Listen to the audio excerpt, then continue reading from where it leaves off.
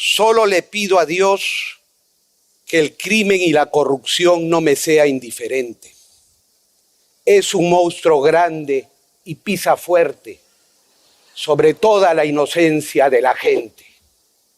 Soy un hombre de fe y usted no me es indiferente, doctor García, porque usted encarna la impunidad, porque usted ha pervertido los valores del Perú, porque tiene que responder ante la justicia por el enriquecimiento ilícito, por el BCCI, los Mirage y el fiscal Morgenthau, por su departamento de París, por el dólar MUC, por la Fundación Rayons du Soleil, que usted creó en Ginebra con sede en Liechtenstein, por el caso Lavajato y las coimas de Odebrecht, por las coimas del tren eléctrico, Sergio Siragusa y las cuentas en Gran Caimán en el Barclays Bank, por los crímenes como la masacre de los Penales, el comando Rodrigo Franco, las ofensas a las comunidades nativas y el baguazo llamándolos ciudadanos de segunda clase, por la persecución a los maestros,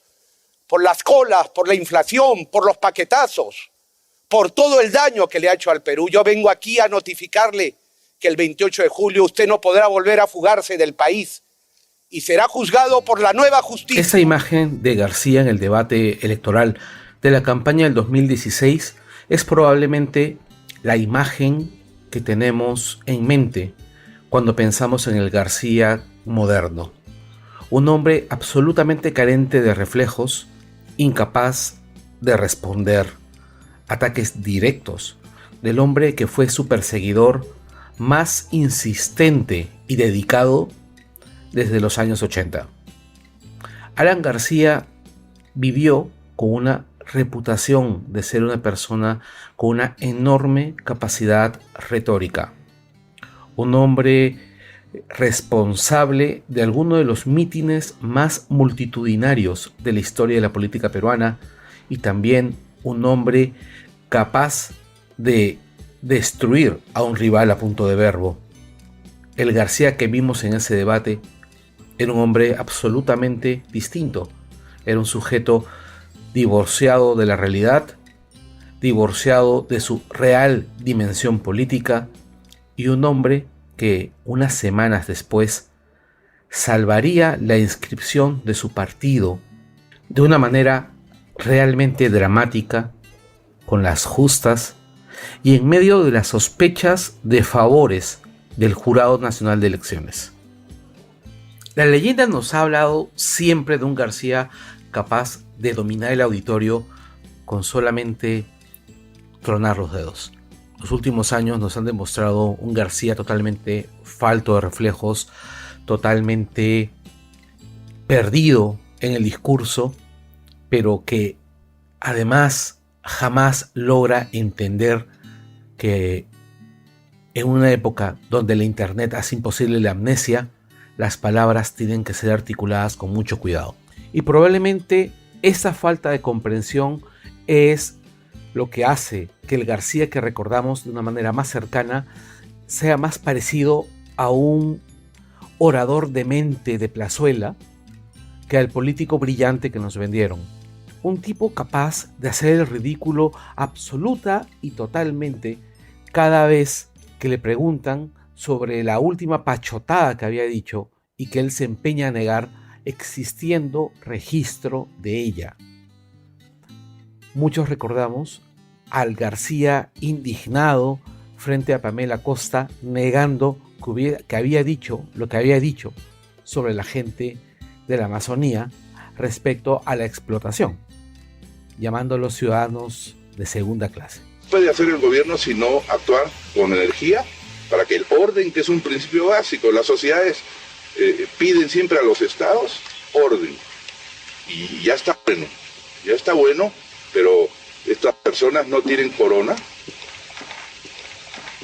Estas personas no son ciudadanos de primera clase que puedan decir 400.000 nativos a 28 millones de peruanos, tú no tienes derecho de venir por aquí. De ninguna manera. Eso es un error gravísimo y quien piense de esa manera quiere llevarnos a la irracionalidad y al retroceso primitivo en el pasado. Estas zonas no eran ciudadanos de primera clase, no eran de primera clase. Perdone. Le exijo, ahora sí formalmente, que usted me diga en dónde. Porque esa es una mentira absoluta. No, está en el video. No dice le que ruego que la pase. Dice que no son de primera clase. No, señor. No, lo que he dicho es que en nuestro país no hay ciudadanos de primera y segunda. Eso es lo que he dicho. Ese tipo de episodios nos demuestran que Alan García ya había entrado en un momento absoluta y totalmente autodestructivo. Encontrábamos a un tipo que era capaz de desdecirse con una falta de vergüenza absoluta. Un tipo que había llegado a comenzar a vivir en una realidad paralela. Ahora, el vivir en una realidad paralela no le impidió darse cuenta que estaba alejado de la conversación en el caso de la gente más joven. E intentó acercarse a esa generación de maneras realmente desesperantes o desesperadas. Recordemos que intentó llevar al Congreso a Mario Hart. Recordemos también que intentó meter a Milet Figueroa al Congreso. Recordemos también que ambos actos eran tan irracionales que la prensa que normalmente era más benigna con él, como por ejemplo RPP, terminaron haciéndole notar de manera muy poco amable lo absurdo que eran sus intenciones.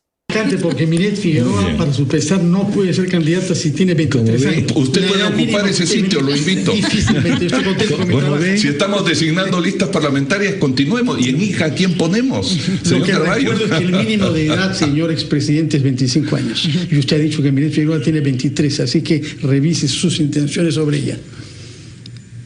Digo, políticas, ¿no? Mínimo de edad, 25 años. Los que vimos esa entrevista por televisión recordamos la cara de Alan García después de esa respuesta de Carvalho. Impresionante, impagable. Ver a Alan García recibir knockouts tras knockouts en prensa nacional después de tantos años del ameculismo fue maravilloso. Pero juzgar a Alan García en base a la persona que era él en los últimos años es un tanto injusto. Alan García, durante la época de su primer gobierno, durante los 80s, el hombre que logró hacer que viejos dirigentes del APRA se dieran su paso para que entrara él, un joven impetuoso, a gobernar el país y a gobernar el partido de una manera absoluta, como se ha dado hasta hace una semana, cuando Alan García se metió un disparo en la cabeza para evitar ir preso. Esos años nos mostraron a un García capaz de soltar comentarios absoluta y totalmente polémicos, pero llenos de la esencia de Alan García, ¿no? Como este. Y debemos reconocer, como sendero luminoso, tiene militantes activos, entregados, sacrificados, equivocados o no, criminal o no. El senderista tiene lo que nosotros no tenemos. Íntima entrega, esa gente que merece nuestro respeto y mi personal admiración, porque son militantes. Y es que no debemos olvidar que Alan García de los 80s era un hombre muy pegado a ideas de izquierda, ¿no? Este hombre comprometido con la justicia social, comprometido con la clase trabajadora, comprometido con llevar el poder a las masas. Ese hombre que fue capaz de coger un montón de vehículos del Congreso para asignarlos a la policía como patrulleros. Este hombre que siempre dijo que estaba de parte de las masas oprimidas y de la gente pobre, fue capaz de crear una situación económica tan grande que hubieron suicidios de muchas personas que descubrieron cómo sus ahorros, sus pequeños ahorros, ya no valían absolutamente nada, o que terminaron sufriendo racionamiento, cortes de luz, cortes de agua. Los últimos años del gobierno aprista del periodo 85-90 fueron de una enorme precariedad. Para hacernos una idea, para que la gente más joven se haga una idea de lo que era el Perú de Alan García, en lo único que podemos pensar es en la Venezuela de Maduro. Para muchos es increíble que Alan García haya llegado a ser presidente del Perú por segunda vez. Pero este hombre llega al poder por segunda vez en una circunstancia que se convirtió en una suerte de regla de la política peruana desde el retorno de la democracia, desde la caída de Fujimori. El segundo de una elección terminaba ganándola en el siguiente proceso. Ocurre en la segunda vuelta Alan García con Toledo, después Alan García con Humala, y felizmente se rompió en Humala con Keiko, donde Kuczynski llega a la segunda vuelta con Keiko y le gana por un margen realmente infinitesimal, ¿no? Le gana por error, y eso nos conlleva a la situación que estamos viviendo hoy día, donde después de que PPK es vacado gracias a la alianza del fujimorismo con el aprismo en el Congreso, llega Vizcarra e impulsa una investigación, un grupo especial de investigación que terminan cercando judicialmente a Alan García, y que es lo que motiva el suicidio de este señor. A ver, muy buenos días y gracias a todos por estar en la casa y tan largo tiempo. Quisiera decirles simplemente, en todos los documentos presentados por el IDL Gorriti, ni se me menciona, ni se me vincula con ningún indicio o delación a ningún recurso de Odebrecht, como ha sido a lo largo de todos estos años. De manera que, terminantemente, yo espero que las personas mencionadas respondan, hagan sus descargos, y que el día 23 el señor Barata termine con esta telenovela y haga la declaración ante los fiscales brasileños y peruanos que debe hacer. Lo que yo no puedo aceptar y rechazo tajantemente, con el derecho de haber sido 2 veces jefe de Estado del Perú, es que se hagan especulaciones absolutamente gratuitas, como la propia Fiscalía lo dice exactamente en estos términos, que esas personas habrían podido haber recibido dinero ilícito para Alan García. Esta es una especulación que rechazo. Soy el hombre más investigado del Perú en los últimos 30 años, y lo que tengo es absolutamente producto de mi trabajo, y así se ha demostrado durante todo este tiempo. De manera que rechazo absolutamente especulaciones. Espero que las personas respondan enérgicamente y hagan sus descargos, y que el señor Barata declare de una vez por todas. Mientras tanto, conservo serenidad y tranquilidad, porque les repetiré hasta mi muerte: otros se venden, yo no. Yo creo en la historia y creo en el Partido Aprista Peruano. Acabamos de escuchar la última conferencia de prensa que dio Alan García en vida. Aquí, en la puerta de su casa, repite lo que había sido su mantra durante los últimos años. Otros se venden, yo no. Alan García estuvo muy interesado en introducir 3 ideas durante los últimos años de su vida. La primera es que el suyo fue el mejor gobierno de la historia republicana, se refería al segundo, e incluso llegó tan lejos como decir que los errores, y usaba la palabra error, de su primer gobierno fueron producidos por la presión y conspiración de factores externos como la banca y los empresarios que se oponían a sus ideas a favor del pueblo. Esa primera idea es risible.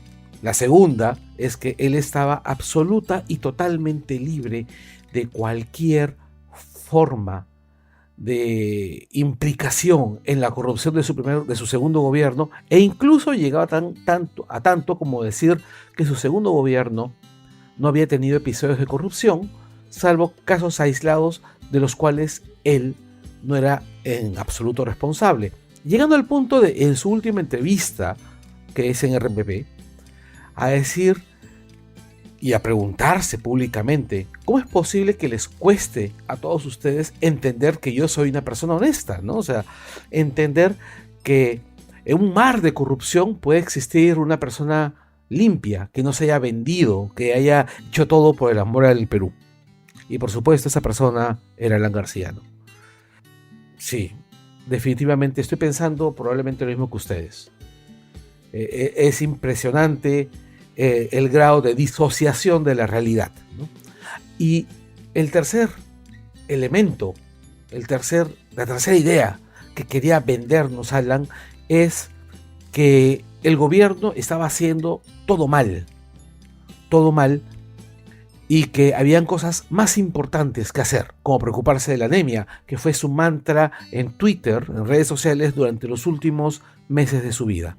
De hecho, atacó directamente a Paola Bustamante, titular del MIDIS, llamándola la promotora de la desaparición de la papilla infantil, ¿no? Es más, la llamó la ministra de la anemia.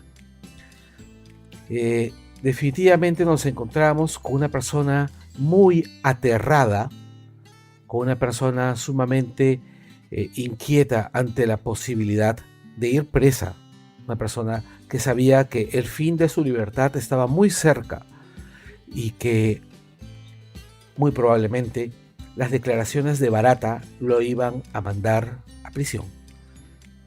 Y se veía obligado a armar una cortina de humo para poder disfrazar su más que probable encarcelamiento como una persecución política. Y llevó el argumento de la persecución política hasta el extremo de tentar un asilo en Uruguay justamente al día siguiente que él había anunciado que no iba a irse del país y que iba a afrontar su proceso judicial voluntariamente en el Perú. Por supuesto, sus áulicos comenzaron a decir que habían escuchado las posibilidades de una amenaza de muerte que habían tomado en serio y que por eso Alan García había decidido pedir asilo en Uruguay. Ahora, el gobierno y algunos periodistas iniciaron una campaña para que el gobierno uruguayo no diera el asilo, una campaña que fue fructífera, cuando el gobierno uruguayo comprendió que no había nada cercano a una persecución política y sí un proceso penal contra una persona sospechosa de haber cometido una serie de delitos. Después de su última entrevista en RPP, Alan García deja claro varias cosas. Y la primera es que él seguía vendiendo la idea de que él era absolutamente inocente, que iba a defender su inocencia como sea, pero además dejó muy claro que él nunca iba a darle la victoria a sus enemigos políticos. Y definitivamente él entendía la prisión como una victoria de sus enemigos, y cuando comenzó a filtrarse y se comienza a filtrar la idea de la detención desde finales de la semana anterior a Semana Santa,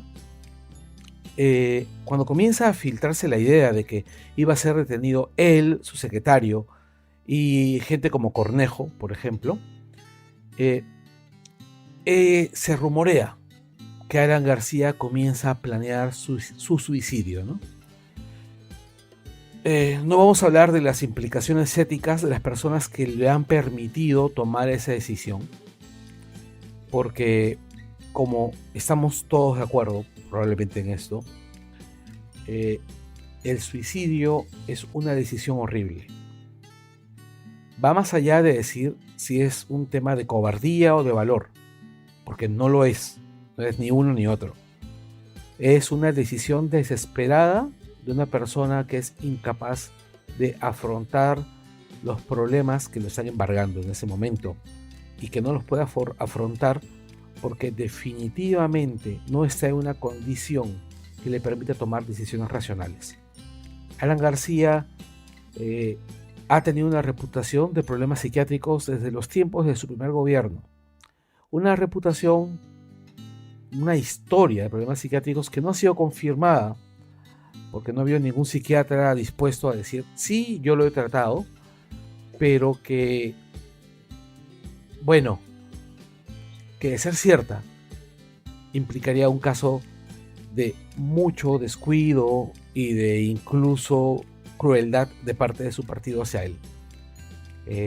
Alan García se mata en el momento que lo van a arrestar, porque él estaba convencido de que el juicio de la historia iba a ser mucho más benévolo que el juicio del Poder Judicial.